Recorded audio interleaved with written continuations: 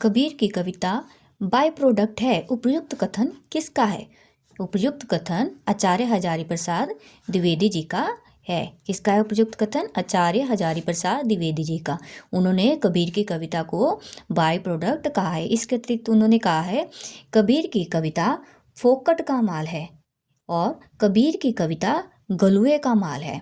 ठीक है, इसके अतिरिक्त उन्होंने ये पंक्तियाँ भी कही है कि कबीर को उन्होंने नरसिंह अवतार की प्रतिमूर्ति माना है। ठीक है, आचार्य हजारी प्रसाद द्विवेदी जी ने कबीर को नृसिंह अवतार की प्रतिमूर्ति भी माना है। ये हमारे 4 क्वेश्चंस हो गए एक साथ। आचार्य हजारी प्रसाद द्विवेदी के कथन जो कबीर के लिए गए हैं, कबीर की कविता बाय प्रोडक्ट है, कबीर की कविता फोकट का माल है, कबीर की कविता गलुए का माल है।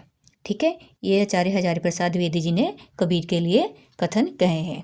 और इसके अतिरिक्त उन्होंने कबीर को नरसिंह अवतार की प्रतिमूर्ति भी माना है।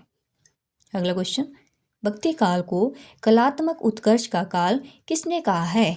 भक्ति काल को कलात्मक उत्कर्ष का काल किसने कहा है?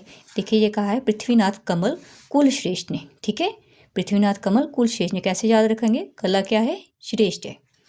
अगला क्वेश्चन, ज्ञानाश्रय शाखा को संत काव्य नाम किसके द्वारा दिया गया है? ज्ञानाश्रय शाखा को संत काव्य नाम किसके द्वारा दिया गया है? ये दिया गया है राम कुमार वर्मा के द्वारा। ठीक है, ये किसके द्वारा संत काव्य नाम दिया गया है? राम कुमार वर्मा के द्वारा। ये जो ज्ञानाश्रय शाखा नाम है ये आचार्य शुक्ल जी के द्वारा दिया गया था। ठीक है, और डिटेल नॉलेज के लिए आप मेरे चैनल को सब्सक्राइब करें और आप मेरी कम्युनिटी से जुड़ जाएंगे। उसमें मैंने क्वेश्चंस डाले होते हैं जिससे आपको वो क्वेश्चन सॉल्व करके आप अपने पेपर्स की तैयारी अच्छे से कर पाएंगे।